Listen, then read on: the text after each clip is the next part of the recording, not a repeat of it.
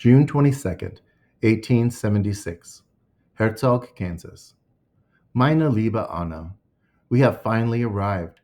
The train brought us as far as the depot in Victoria, where the Scottish and English settlers now live. Our neighbors from Liebenthal had left Topeka ahead of us after finding suitable land elsewhere. Over the winter, I reconnected with old friends from my days in Herzog. Martha's family wished to stay with this group, and so we chose to stay near them instead of following the others further on. We said goodbye to our traveling companions from Katharinenstadt, the ones who had come with us all the way from Bremen. They continued west, bound for Hayes and beyond. And we took what little we owned and walked the rest of the way to the place that would now be our home.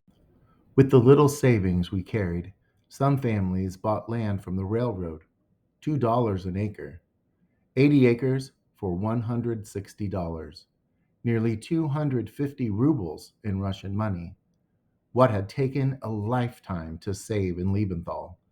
But here, it was the price of a future. We, though, chose a different path. We signed up for the government's homesteading program, 160 acres, free. All we had to do was live on the land for 5 years and make it our own.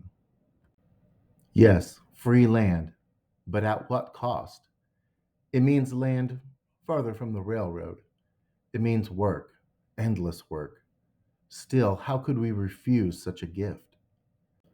We found good soil near a small creek bed. It will take much effort to make it fruitful like the fields of Liebenthal. The prairie is vast beyond anything I imagined, endless grass bending in the wind, and there are so few trees, Anna. Some days I long for the sound of wind through the poplars. Here, the wind has nothing to catch it but the tall grass, and it sings a different song.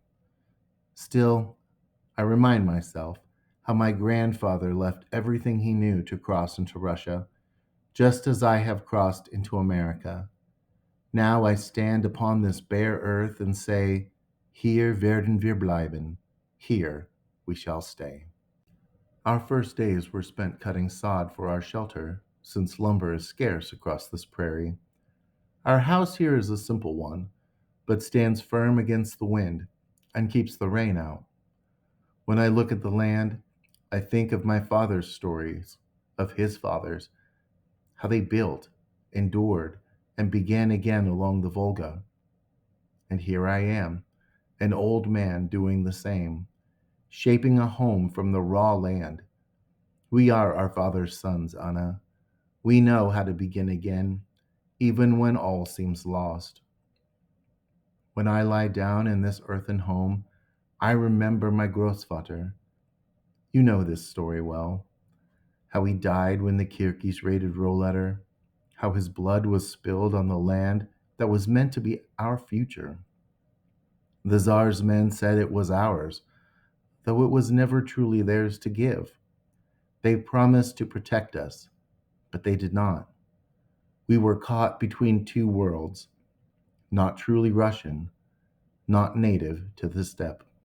And now, here in America, I hear whispers of the same between new settlers and the Indians who have lived here for centuries. They do not want us here, just as the Kirkis did not want us there. And who can blame them? The land does not choose its people, governments do, and governments often forget the ones who were there first. I ask myself, will the Americans be like the Tsar's men? Will they promise one thing and do another? They say the law gives us the land, that it is ours now. But does the law make it right? I do not know. I only pray that this time it will be different, that we will build without fear, that we can live without being seen as trespassers. May God grant that this time it is different. Stanislas is strong, Gott sei Dank. He was so small when we left, I feared the journey might break him, but he is your brother's son. The brown blood is stubborn. He eats well, sleeps well, and is the joy of our home. Hans Peter and Martha dote on him. I see in their eyes the same hope I once had when I was a young father. We haven't yet met our British neighbors. There is no church here, not yet, but we have our faith. We gather beneath a wooden cross planted in the earth.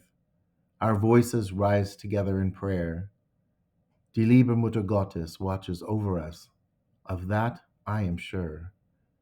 One day soon, we will build a church of our own. When we do, I'll light a candle for your mother's soul, and for all we left behind. Alles gut zu deinem Geburtstag, mein liebes Kind. Happy birthday, my dear child. I hope this reaches you in time for your 23rd year. May it bring you joy and peace. I pray that one day we will celebrate together again. Until then, I carry you in my heart. Schreib mir bald, write soon, so my heart may rest easy. Dein Vater, Joseph.